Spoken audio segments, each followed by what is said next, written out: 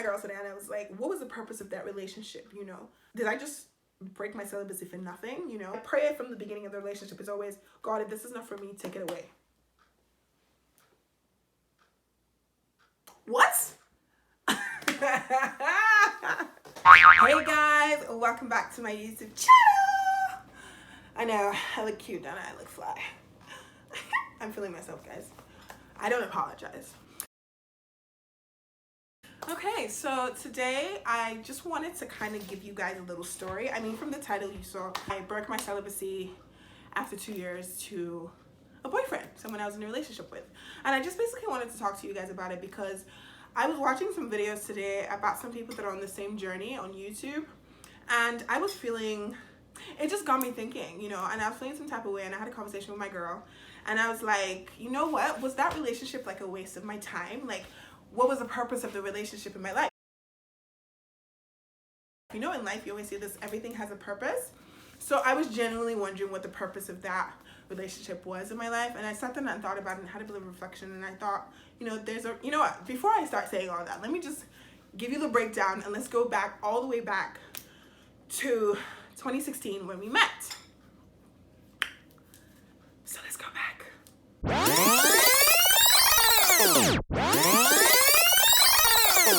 Hey, so I brought out my phone. This is my other iPhone, and it's an iPhone, I think it's a 6, I believe.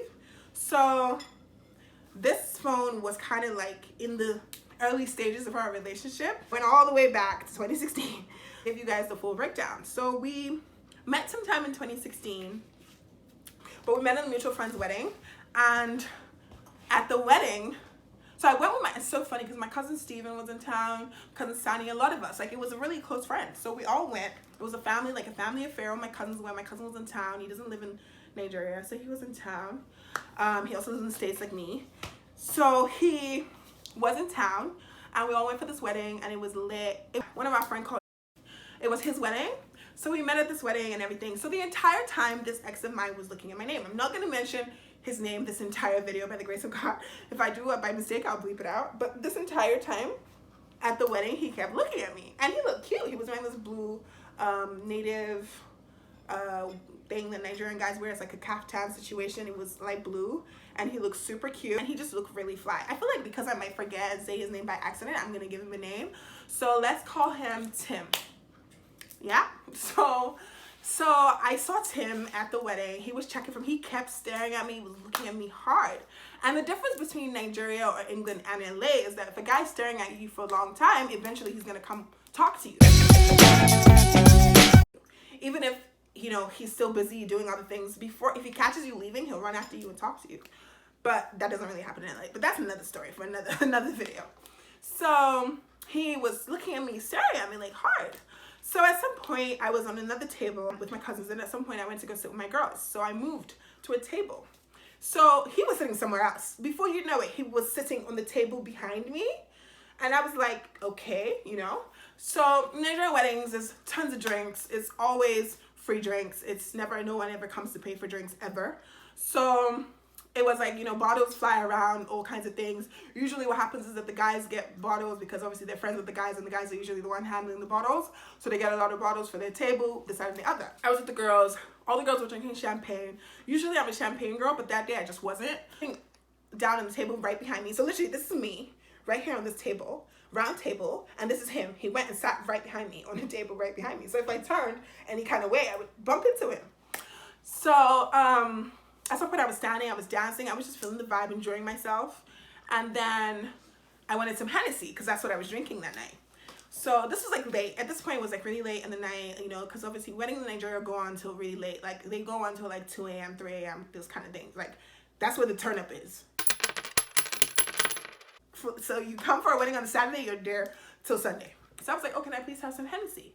And he was like, oh, sure thing. So he came around. He didn't need to do it. He could have just done this and poured the Hennessy in my glass. But he came around, and then he poured the Hennessy in my glass. And then he sat down next to me and started talking to me. And, you know, as they say, the rest is history. So we're talking. This is 2016. We're having a good time. It's a vibe. I wasn't really into him like that. I thought he was cute, but I was like, this guy has to work for her. So fast forward to like maybe early 2017. I'm not sure the exact date, but early 2017, we started dating. Tim is very, he's very much a homebody. Like, I'm a homebody sometimes, but I like to go out too. And because of the industry that I'm in, acting industry, entertainment industry, I have to go out for work. It's inevitable. Like, I was working, at this point I was doing a travel show, reality TV show, and I was also doing radio. So I had to go out for events. He was very much a homebody. He really didn't feel like, he really just didn't care about going out. I mean, he would go out, we would go out sometimes just because he would feel like, okay, Taje likes to go out, let me take her out. But other than that, he really didn't like to go out. So he was just a homebody. So he would always be in my house, like all the time. So every day after work, he would come from work to, ow, I just hit my hand, just in my face, guys. So every day after work, he would come, I'm getting so excited, oh my God. You know, I'm not really getting excited. I'm actually calm now. When I was talking with my girl, I actually was feeling like I played myself this relationship, but that's okay. Let me get into it. So he was always in my house. Every day after work, he was in my house. He would be there, just sitting there. You know, he'll come there. He will come with food. Or if I was having a day I wasn't feeling too well, he would order food for me, and he'll bring it to my house. If he was going somewhere, you know, for lunch break, he would buy something for me and he would bring it to my house. And it was crazy because he worked on the mainland and I worked on the island. And we both lived on the island, but he worked on the mainland. But she was going, you know, living la vida loca, enjoying ourselves. We went on holiday. It was great, everything. So I'm going to tell you, I think I'm just going to give you guys the whole situation and tell you exactly why I feel like I played myself with this relationship with Tim. Before I met Tim, I was celibate. And I had been celibate for about 2 years before I met him. So when I met him, you know, everything is going well and I can see that, okay, this relationship is kind of getting serious.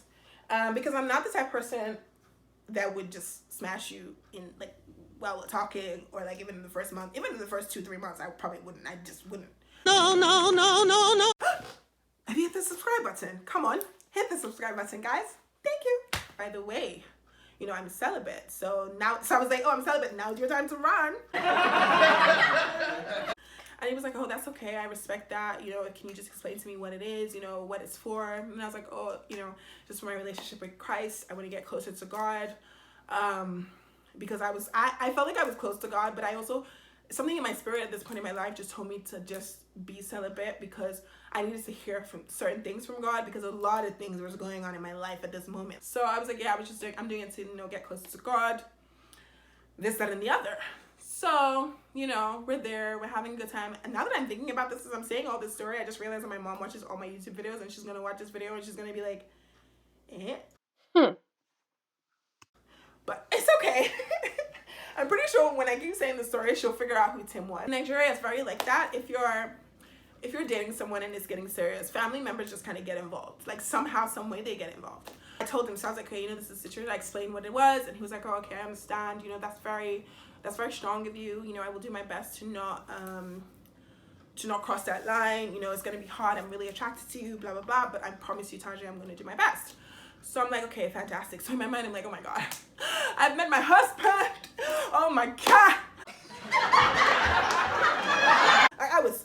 Look, I'm the type of person, apparently in relationships, according to all the relationships before I met Tim, apparently in relationships, I'm very, I'm not the most feminine woman, so I'm not the most touchy-feely, I'm not the most emotional, apparently I'm too logical. You know, guys have always complained about that. They always say I'm too logical, I'm too this, I'm too that, apparently I'm too hard, I need to soften up a bit. But I'm just like, look, I've been through too much in my life for me to be softening up for someone that isn't worth it. So I didn't know all this time that I knew I had a wall, but I didn't know that the wall was that high. And then I met Tim, and then Tim just kind of, because we were born on the same day, so my birthday is December 17th and his birthday is December 17th. So we're born on the same day, and I just felt like he understood me in a way that nobody else that I had ever dated had understood me. You know, he was just very, I just didn't need to say stuff and he would know that something was wrong. I'd be pretending like I was cool, I'd be laughing, kosher, and he'd be like, no, what's happening, what's going on? You know, that's the type of person that he was. So I was just really like, oh my gosh, you know, like I was so happy. I was telling God, oh my God, I met my husband, I'm so happy. And in my mind, I was like, okay, 2 years of celibacy, clearly God has brought my husband to me, because he's like, look, this is your reward for being such a good girl. Here you go. So in my mind, I was like, yes, I met my husband. I was so happy, you guys. You don't understand. I was like so happy. My friends were just like, my friends were happy. Everyone was happy. I mean, now I can talk about it. I can be free about it because which guy? Which nigga? Who? You know, but at that point in my life, I was just like, oh my God, this is my husband. So I would pray about it, and obviously we would do stuff. And then when we do stuff, there were so many times where we'd almost cross the line, and either I would get up or he would get up and say, no, you know what, you made it, you told me this, I don't want to be that person that breaks it for you. I don't want you to be mad at me. So fast forward a couple of months later, I don't want to say just exactly the amount of time, just, because his boys will probably watch this video and they'll probably think it's him, and I just don't want them to be knowing his business like that, but just out of respect for him. But yeah, so a couple of months went by, and we traveled. We were in London at this point, and one thing, two thing, three thing, we had sex. And I kid you not, guys, I hadn't had sex in a long time, but I kid you not, I started crying. Like, I was crying like a baby. Like, I was blubbering. And obviously he knew why, so he just held me, and he was like, I'm so sorry, and he was apologizing, and he was just like, everything. And then he prayed with me, because I just felt like I had not necessarily betrayed God, but I had done something. I had broken a promise I was gonna keep. And I feel like at the same time, at the back of my mind at this point, I really thought, this is my husband, so if I have sex with him, he's my husband. Ain't shit, because that's my husband. I mean, stuff happens, So I was like, God will forgive me, because at the end of the day, this is my husband. We're gonna have sex eventually anyways. So I swear to God, you guys, the kind of excuses that we make for ourselves, and the kind of things that we say to ourselves when we're trying to justify our sin, and when we're trying to justify doing things that we know are not right, is hilarious. Actually hilarious. I think I just kind of gave in, and then I was like, you know what, and then I stopped, and then I would feel bad, but then after a while, I just stopped telling him that I was feeling bad. I started to pretend like I was cool with it, and I started to pretend like I was okay with the fact that I was having sex. And because it was good, I was trying to pretend like, but every single time I would think about it, I would be like, oh my God, I've disappointed God. He's gonna punish me. There's so many things that I thought about, you guys. I swear to God, so many things. The thing is, God is not a wicked God, so he knows that I'm fighting these battles. So I just know that he's not the type of person to be like, oh, you did this, here's your punishment. But my mind was just telling me that. I was like, oh my God, I've done this, I've broken this thing because I love this person, and this is what's gonna happen. I was so upset with myself every single time. I don't think it was a time that we had sex and I was like, oh yeah, I'm good. Let's keep it pushing. Let's go. Nope, none of that. So every single time, but I just stopped telling him. I just stopped telling him that I was feeling bad about it, because I didn't also want him to continue to feel bad about doing something that he enjoyed with someone that he loved, and I didn't want him to feel bad about a journey that I'm supposed to be on and I've broken by myself. It's not a journey that he's on. He just accepted the journey because of me. So I didn't want him to feel bad about it, so I stopped talking about it. But anyways, fast forward down the line, about a year and a half, a little red flag started to show. So little red flags started to pop up every now and then. And then I was like, I used to brush them off. I'd be like, yeah, it's all good, all that kind of stuff. I would just always brush it off when little stuff would come up. And like, he would just do like really, like, I don't know how to explain it. He started to, like, he would say, oh, I went out today and someone called me Taje's boyfriend. And I'm like, oh, are you serious? I just thought it was like endearing. I didn't think it was like a thing to get mad about. But apparently his ego couldn't handle it. So apparently he would go places with his boys or something, and people would call him Taje's girlfriend. Like, maybe they would wind him up or something. And it just made me think, clearly all your friends, well, not all your friends, because I know some of his friends are my boys, but like, clearly the friends that are saying these things are very immature people. Then what happened? I'm really trying to keep I'm trying to keep it in chronological order so that I don't like change the story somehow. But so yeah, little things started to pop off. And then I would look at them and I would call him out on it, and then we'll talk about it, and then we'll keep it pushing, and then he would do something else and we'll talk about it, and like, just little things. These are things that he knows that he just would normally not do to me, just simply because this is someone that was, I saw every single bloody day, unless I traveled, or unless he traveled for work, or I traveled for work. We saw each other every day. And even if we traveled for work, we saw each other on FaceTime every single day. So I just wasn't used to that. So I wasn't used to the things that he was doing. Like, this is someone that no matter how busy he was, he would at least pick up his phone and say, oh, hey babe, sorry, I'm gonna be busy. Couple of hours, I should be done by 5, max 7, but I'll hit you up. End of story. So because of that, because in the beginning we had that communication, I felt super secure with him, because I was the kind of person that I want to know information, but I might not ask you because I expect you to tell me, but I'm just because of the kind of personality that I have, I just want to ask, but I want to know. But because me and him are supposed to be, we're basically the same person in different bodies, you know, a male and female body, he would know. Like, he would be like, oh, I'm going to go to Mark's house, and then from Mark's house I'm gonna go to Brian's house, and then from Brian's house I'm gonna hit up the office, need to do some work for a couple of hours, probably by like 6 I'll be at, like, he would just tell me by himself. I never asked for one day. 2 hours later. Not one day. Tim would just tell me everything. Like, he would just relay his day to me, every little detail, even up to the fact of, oh, I ate and the food wasn't cold, or the food was hot, or something. Like, it was just like, it would be anything. Like, he would tell me literally every single thing. So I was ridiculously secure in this relationship. I was so sure that that was my husband. And it's so funny now that I think about it. Every time I sit down and I think about it, I'm just like, that's so hilarious that I thought that was my husband, you know? It's funny you meet somebody and you're just like, that's your husband, and you just tell yourself these things, and then, you know, you make yourself believe everything. Anyways, this is what broke the camel's back. It was our birthday, December 17th.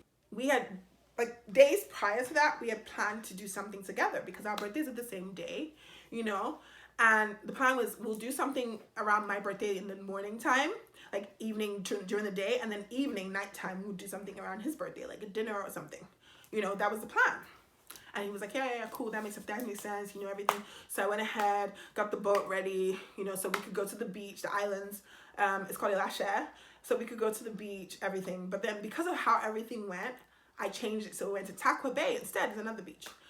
So what happened was, on the birthday, so here I am sitting down, feeling cool, you know, everybody midnight sending me messages, happy birthday, baby girl, blah, blah, blah. Happy birthday to Tim as well, my family members, happy birthday to Tim. 1 eternity later. Girls, my close girlfriends, happy birthday to Tim. At this point in the relationship, my mind had checked out, but my body was still there because I was still trying to make it work. So what I do in relationships is, if I see the red flags and I see things, I will always tell you straight up, and I will call you out on it, and I will expect you to do something about it. But if you don't, if you constantly keep doing different new bullshit, I will keep looking at you, and I will keep keeping it. And, you know, I will keep saying, okay, this is what you did, this is what you did. And eventually one day I will check out. But I won't break up with you yet. I will wait for you to really break the camel's back so I can leave. Because I like to feel like I've really tried to the end, you know.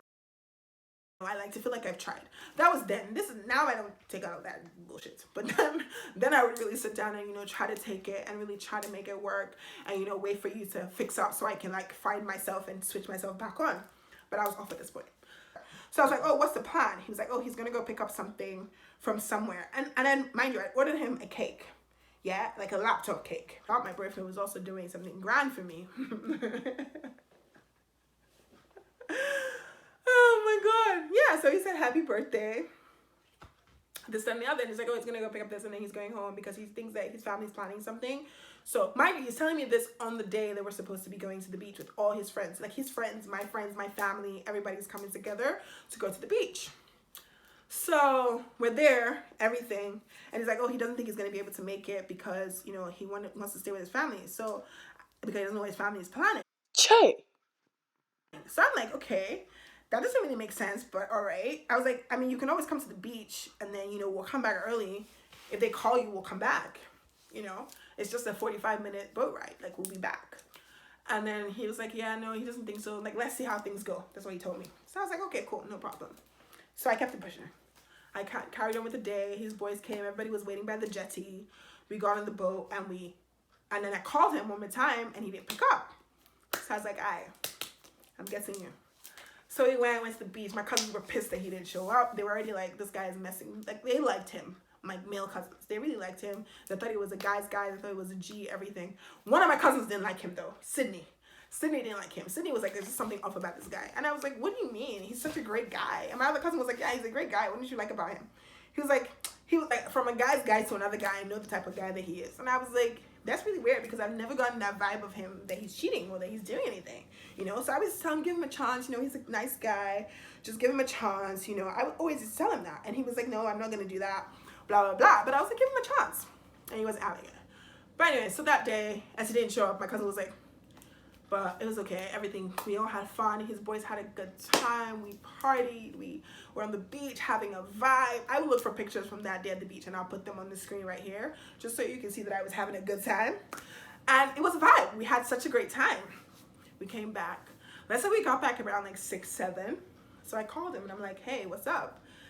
And then he's like, oh, are you guys back from the beach? I was like, yeah. He was like, okay, cool. Hit the subscribe button. What are you waiting for? So I was like, what did you do? What did your family do for you? He's like, oh, they just had dinner in the house. Nothing too special. He sounded a bit disappointed that they didn't do anything crazy for him because it was a big birthday and he was really excited. So I was like, oh, I'm sorry they didn't do, you know, what you thought they were going to do. But, you know, you really messed up today and stuff. And he was like, oh, I'm sorry, you know, they just didn't go according to plan. But I'll see you, though. I was like, oh, your cake is still in my house. And he was like, yeah, I'll see you. I'll definitely come get it.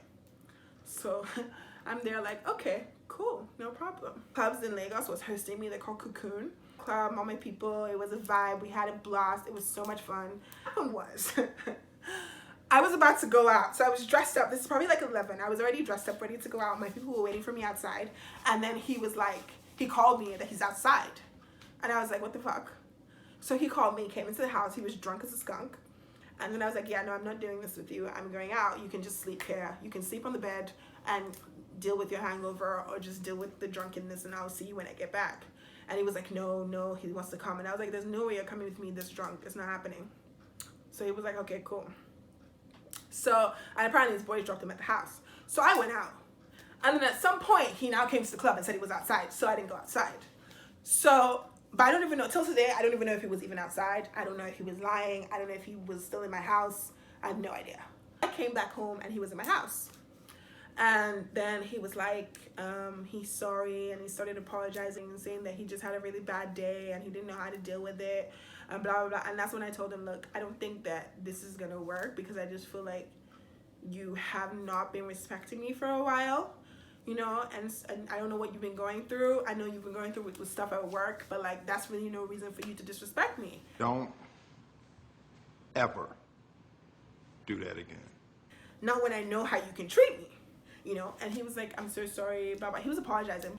Yeah, so fast forward a couple of months down the line. Let's say we spoke. We didn't talk for like a month or something. And then he called me. He was like, oh, can we talk? You know, can we see and just talk, please, and whatever. So I was like, okay, cool. We met up and we had a conversation. And he was asking me what I'd been doing in the past month, if I had done stuff with anyone, and this, that, and the other. And I was like, no, you know, I've just gone back to being celibate and blah, blah, blah, and all that. And I asked him the same thing. And he was like, yeah, he hadn't done anything and stuff, that he's cool. So I was like, all right, cool. So obviously we're here trying to act like everything is cool, trying to act like we're back together. And just keeping it pushing. He's in my house, all that. And then it was his friend's birthday. And then the friend was like, oh, hey, Mark called me. He's like, Taje, what's up? What time are you coming? And I was like, oh, I'm going to ride with Tim. Tim is going to pick me up and we'll come together. And he was like, oh, okay, cool. Because Mark is supposed to come to my house. Tim is supposed to come to my house. I guess he'll pick you up on the way out. And I was like, yeah, that'll give me time to dress up and get ready and whatever. So that was the conversation. It was like 10:30 or something. So I called Mark and I'm like, hey, what's up? What's going on? You know, what's the plan? Are you guys leaving the house now? And then Mark is like, yeah, we're about to leave. And I was like, oh, okay, where's Tim? And he was like, Tim is here, but he's about to enter the car, so I'm sure he's coming to come get you. All right, cool. Let me quickly like finish up my getting ready and whatever. So I called Tim and I was like, hey, what's up? I'm waiting for you. Are you on your way? And then he was like, I need to look for this message. You know, I'll look for the message right now so I can tell you what he said to me. When I said, what's up, where are you, blah, blah, blah. So he was like, oh, I can't pick you up. There's people in my car. And I'm like, what?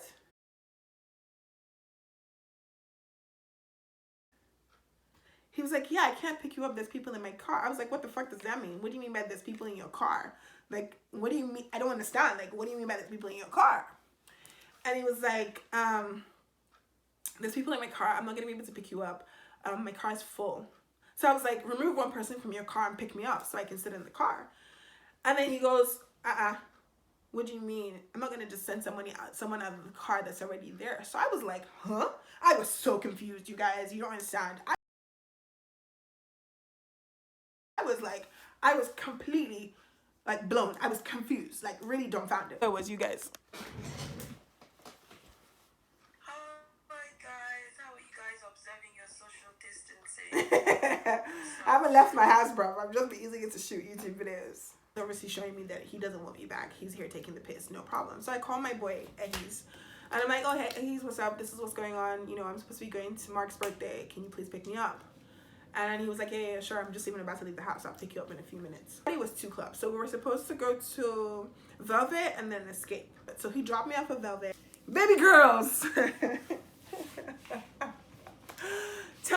I got to Velvet. I was pissed, but I had to come because it was Mark's birthday. And Mark is my friend. Mark was my friend before me and I don't know why this corner of my arm is hurting. Mark was my friend before me and Tim met. So I got there.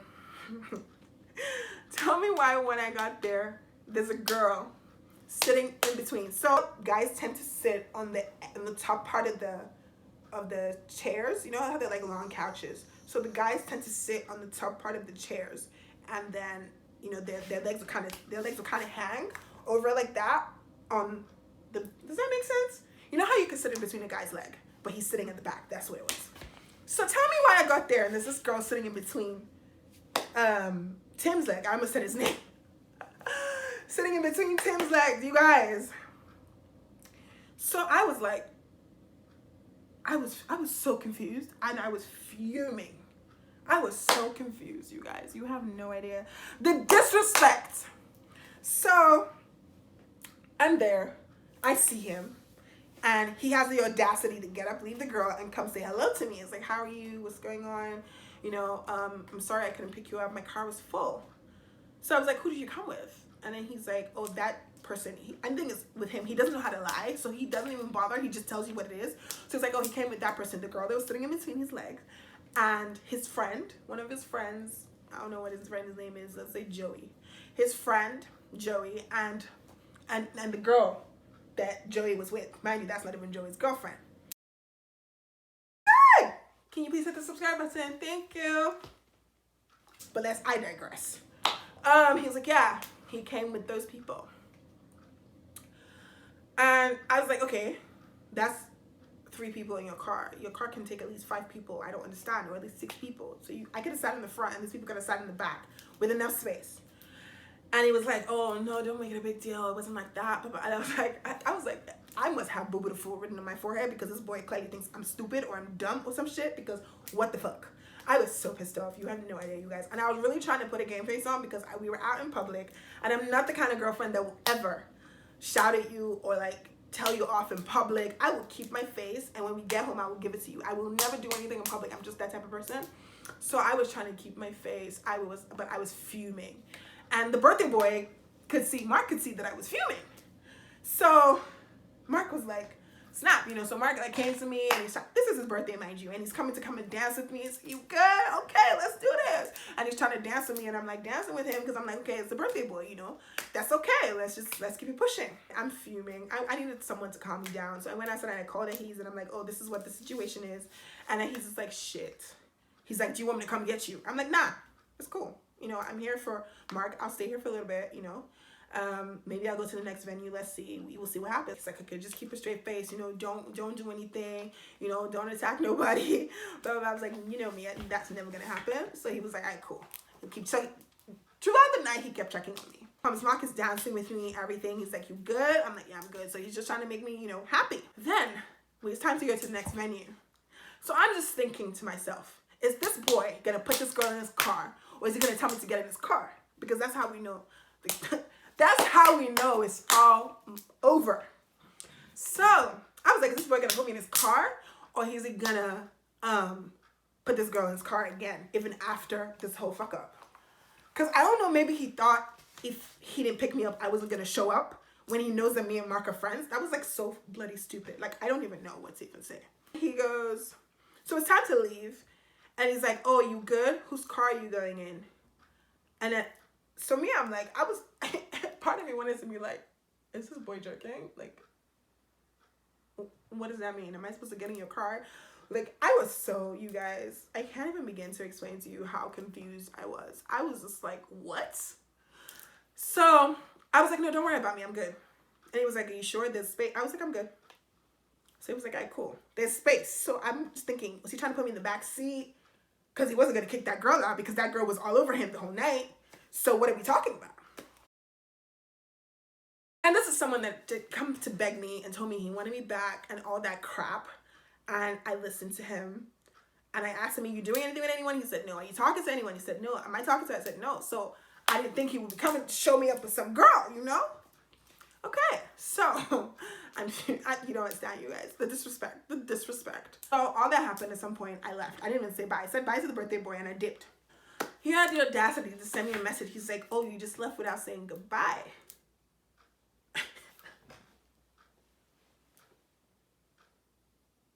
What? I was like, this boy must think I'm stupid. He must think I'm Booba the Fool. You've been dating me for almost 2 years and you don't know me? You must be stupid. Like, something is wrong with him. Like, there's a loose knot in his head, something. Something is off. And he's like, hey, I'm on my way to your house. Mind you, his house was like a stone throw, guys. Like 5 minutes from my house. It was ridiculous how close his house was to mine. They're like, no. But I'm thinking, as I'm saying no, he's probably already at the gate. So he was like, I'm outside. I was like, oh, fuck. And we ended things. Mind you, after breaking up with him, I cried so, like, I cried like somebody died, you guys. I'm the type of person, once I cry, I'm done. That's it. Like, I've removed my hand. So all this time that he had been doing stupid shit, I never cried. But that day, you guys, I cried. I cried like someone died, and that was it. I was done. For so many reasons. I cried for the fact that, you know, I thought this was my husband. I cried for the fact that I broke my celibacy because of this guy. And my celibacy was going so well. I was getting blessings left, right, and center. Like, I cried for so many things. And I think that's why the cry or the tears were just so much deeper and everything was just harder. I was talking to my girl today and I was like, what was the purpose of that relationship, you know? Did I just break my celibacy for nothing, you know? Because it's just one of the situations where I'm just like, why did I do that? Like, genuinely, I thought that this guy was the one, you guys. Like, that's just it's the craziest thing. And it just got me thinking, and I was just like, I have to share with you guys because I just need to let you guys know that some people are just in our lives. You know how the saying, it's so corny, but it's a saying that some people are in our lives for a reason, a season. But like, I was trying to think, I was like, what was the reason for Tim in my life? Because he can't just be there just to be like devil and break my celibacy for nothing. And then I realized God brought him into my life to kind of show me that someone could come into my life and love me and understand me for everything that I am. And I wouldn't have to explain how I am to the person. Because at some point in my life, I started to think, yo, when we broke up, you guys, I had a whole self-reflection journey that I went on for a couple of months. And I even sent him a long-ass message, which I will read right now. I was here for a reason. I'm upset with myself for doing what I did. But at the same time, the relationship wasn't all bad. It was just the last couple of months that were just like rubbish, which is usually what ends up causing people to break up in the first place anyways. Except that God made me exactly who I am. There's no mistake. There's no flaw. There's nothing. Everything that he has made is there for a purpose. And because the person that's supposed to be my mate is gonna fit into that completely. Like, I don't know, peanut butter and jelly, anything. He's gonna be exactly that, and I wouldn't have to explain who I am to him. I will explain things that he will understand of my life, but I wouldn't have to explain that, oh, this is why I'm this way and this is why I'm, because he will understand it. And I knew that because of Tim. I sent him a long ass message, you guys. I'm gonna read as much as I can possibly read from it, but I'm not gonna read everything because I just feel like, yeah. But it's a long ass message. So yeah. I'm like, I'd hoped we'd get a chance to speak to each other and speak freely because taking away everything else, we were best friends. And I've always felt we can be open. I almost said his name. Tim, there were times you were amazing to me and I want to thank you for those times. I truly from the bottom of my heart appreciate it. And thank you for pulling yourself so forcefully away from me. For whatever reason, God definitely had a part to play because if you didn't, I wouldn't have been able to realign myself back to the standards I had set for myself with God. Because I was so bent on wanting you to be the one, that I was willing to do anything, even if it meant sacrificing certain aspects of my relationship with God. Giving up 2 years of celibacy, because I've always been big on intentional dating. So when we met and we seemed so compatible, in my brain I'd found the one, and unintentionally became intentional about it. Mind you, Taje of 3 years ago and Taje of today, girl, the growth is ridiculous. And despite the fact that you weren't ready because you knew you weren't fully fulfilled with God or any other aspect yet in your singleness, I still held on. Mind you, all these things, the words I'm using at this, so before I had decided to be celibate, yeah. So at some point during my celibacy, maybe 2 years down the line or a year and a half down the line, I read The Wait.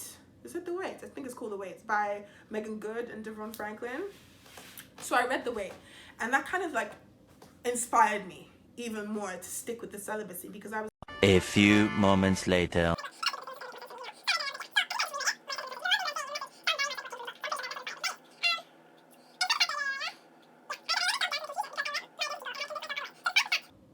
that you weren't where I would have liked you to be spiritually. I tried to bring you closer to God. So I would always like Sundays to go to church with me. I think that happened once. He would tell me he's a Catholic, you know, he's gonna go to church, and that Catholic church, the whole Catholic situation that he's talking about, in the whole time that we were dating, 2 years, or a year and a little bit, he probably went to church 4 times, and one of the times was New Year. Girl, clearly we weren't great together. I don't even know. I sent this message. I make myself laugh. 2 hours later. Along those lines. Relationship goals. That was what the series was called. It was amazing. It was like an 8-part series by Pastor Todd. It was so good. You guys should find it. I will put the link down in the description bar below, actually, because it's so good. I really feel like you guys should check it out. It's really good. And I don't know why, but something in my spirit just told me to share this. I was having a conversation with my girl, and all of a sudden I was like, I actually need to make a video about this. So I just quickly like did makeup and got ready and sat down and decided to tell you guys for whatever reason.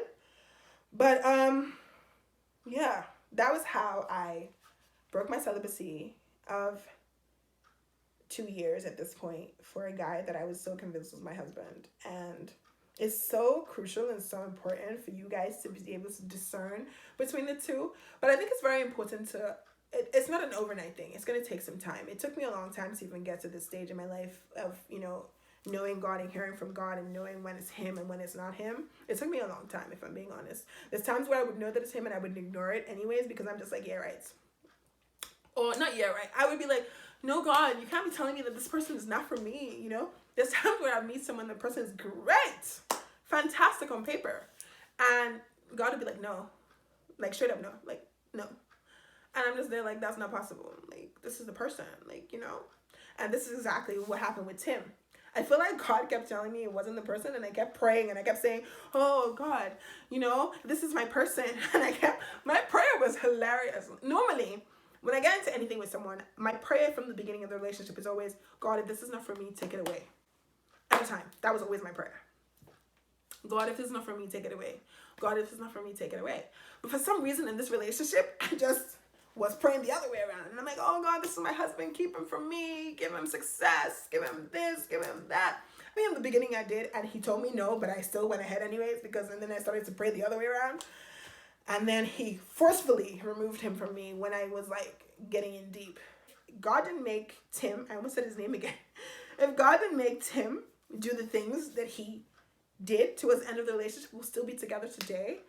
But perhaps I would have probably dwindled away from Christ just because he didn't really go to church. Trust me, you guys, when God removes, I mean, right now I'm single. It's not like I'm already in a relationship and God has brought my husband to me or God has brought someone to me. But there's always a reason that God does things. He never makes a mistake. Like, never. Never. So if you remove someone from your life, no matter how great that person you might feel like that person is, and if you try to remove the person from your life gently and you refuse, he will do it with force, and it will probably hurt you in the process, but he has to do it that way because otherwise you are not going to let the person go. But I've just learned to trust God, you guys. I've really learned to trust God. I'm not saying that, like, now going back to being celibate, I've not, like, faltered along the way. Obviously, I did with Tim. And I'm not saying that, it's been easy. I'm not saying that being celibate is the easiest thing in life. It really is not, like, at all. And the thing is, there's like, I don't want to say a plethora of guys, but there's guys around me that would gladly give that to me, you know? Even recently, just like maybe 2 weeks ago or something, like in the beginning of this whole coronavirus situation, there's this guy that, you know, whatever, we met here in LA, and he's just been on my case. So he was like, oh, he put up a post, before coronavirus wipes us all out, let's just quickly smash. That's the post he put up. It was like someone had tweeted it or something, so he took a screenshot and posted it, and I said LOL, and he goes, oh, can I come through? So in the beginning I said yes. My friend was actually laughing at me because when it was not time for him to show up, I was like, no, I was like over it. And I know that these things, it's so funny because I feel like God sees me do these things and he laughs at me, and he's just like, yeah, Christ is like, this girl is just blaming herself. And then when it's time for me to kind of like literally fall down flat on my face, he takes it away from me. And it's the funniest thing. So many situations where I've wanted to smash and I've wanted to be like, you know what, F this celibacy, I'm done, I'm over it. And, you know, I just want some warmth, I just want some good or something. And God will just scatter the plan. Like, it's the funniest thing. And when he scatters the plan, I just sit there and I'm like, I know that was you, just by the way, you know, and I laugh about it because I get over it, obviously. But in the initial aspect, I'm like, wow, are you just going to take that away from me? But I know that he's doing it for my own good. You guys, if I sit down and tell you all the times that God has removed situations where I've decided, you know, I'm going to smash today, and he has just scattered the plans, like scattered it. And every time he scatters, I always know it's him. So I always just look at him and I'm like, I know that's you. And I laugh so hard because it's hilarious, because clearly he doesn't want me to. But yeah, it's just been really interesting, and it's been such a journey. And this situation with Tim really was an eye-opener for me. If anything, it brought me even closer to God, and I'm happy for that, because I feel like it made me realize that I wasn't supposed to be, you know how you say you want to be celibate, and then you read the way and whatever, and then you get into a relationship, and then you tell yourself, oh, this is the one for me, and then you do the things that you said you weren't going to do because you feel like that's the one for you. The relationship with Tim was there for a reason. It was there to show me that when the next one comes and it's like that, I need to not do the exact same thing, because it's not going to work, you know. I need to do exactly what I plan to do with God, and hope, and just explain my situation with the person and hope that the person understands. I mean, if the person is supposed to be for me, they'll understand. I mean, this celibacy thing is something that I don't really, even doing this topic, I don't know, God is just like was bugging me to talk about it today. But like, and not even today, he's been bugging me to talk about it for a while now, but I've just been refusing to talk about it for some reason. Let me know if you guys want like an in-depth video of how I started celibacy, what happened, how long I've been celibate for. I don't know if I really want to share that, but I guess I will.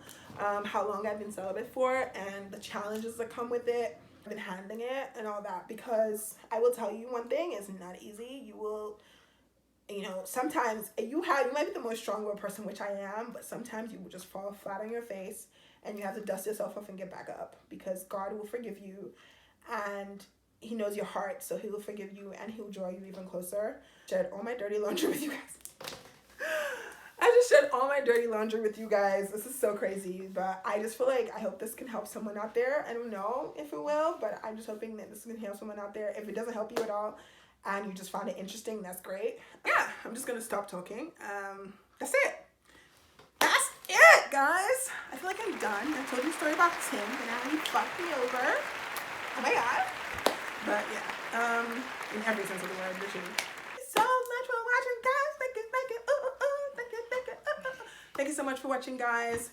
Catch you in my next video. Ciao. Like, I guess hit the subscribe button, hit the like button, share this with your post to your friend, and please leave a comment down below if you've had any situation like this, if you're celibate and you're going through this journey as well.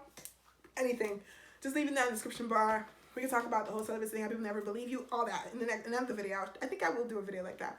Just leave it in the comment section, just let me know. But yeah, that's about it. Thank you so much, guys. Me and God are best friends. Catch you in my next video. Ciao.